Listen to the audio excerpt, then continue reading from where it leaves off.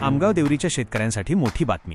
150 तलाव आणि सिंचन प्रकल्पांच्या मार्गातील वन अडथळे दूर होणार। आमदार संजय पुराम आक्रमक। नमस्कार, सत्य को जानो न्यूजमध्ये आपले स्वागत आहे।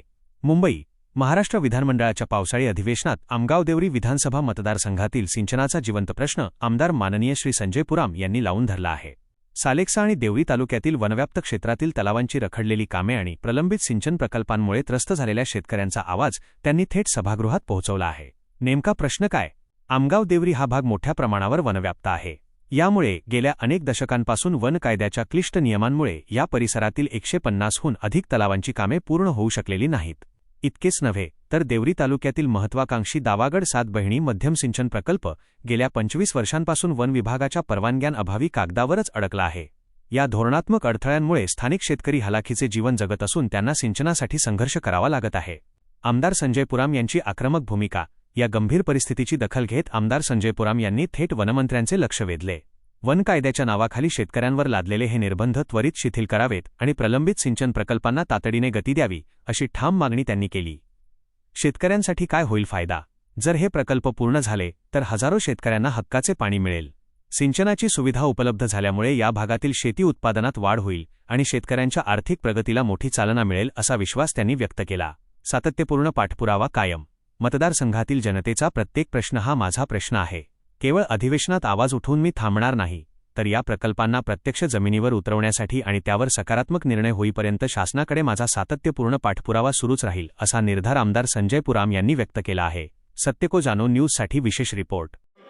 अध्यक्ष महोदय, विजयभाऊ रांगडाले यांच्या लक्षवेधीच्या अनुषंगाने आमगाव देवरी मतदारसंघाचा पण एक विषय आहे। सालेकसा देवरी हे जे 2 तालुके आहेत ते मोठ्या प्रमाणामध्ये जंगल व्याप्त असलेले तालुके आहेत। 40 ते 45 वर्षापासून जवळपास 150च्या वर असे तलाव आहेत मोठे की जे फॉरेस्ट ॲक्टमुळे अजून अडलेले आहेत, त्यांचे काम झालेले नाही आहेत। जवळपास 90% काम झालेले असे तलाव आहेत की त्यांना केव्हाही आपण मंजुरी देऊन सुरू करू शकतो, परंतु ते अद्यावत त्या ठिकाणी सुरू झालेले नाही आहे। विशेष करून मला सांगावंसं वाटतं की देवरी तालुक्यामध्ये मागील 25 वर्षापूर्वी दावागड आणि 7 बहिणी या मध्यम प्रकल्पाची मोठ्या प्रमाणात मागणी आली होती, परंतु फॉरेस्ट ॲक्टमुळे ते दोनही मध्यम प्रकल्प होऊ शकले नाही। मला मंत्री महोदयांना माझी विनंती आहे या माध्यमातून की माझा मतदारसंघ आहे वरथेंबी आहे आणि त्या ठिकाणी दुसरं शेतकऱ्यांना कुठल्याही प्रकारची म्हणजे शेती करण्याचं साधन नाही आहे। आज जर मोठ्या प्रमाणात त्या ठिकाणी मध्यम प्रकल्प जर बांधण्यात आले तर माझ्या मतदारसंघातील शेतकऱ्यांना त्याचा खूप मोठा फायदा होऊ शकतो।